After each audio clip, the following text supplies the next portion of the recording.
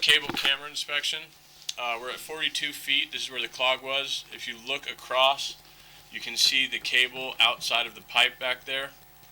It is retrievable. I just wanted to get a recording of this before I pull both things out. And then a section right there where the water is pooling, where there's a section of pipe missing as well. And then you got some roots coming in right next to this break. But yeah, you can see once we pull back, if you can see, sometimes that's not the direction the pipe's supposed to go. The pipe is directly to the top of your screen. It's a 45-degree turn, and this cable just going straight through the backside of this Y.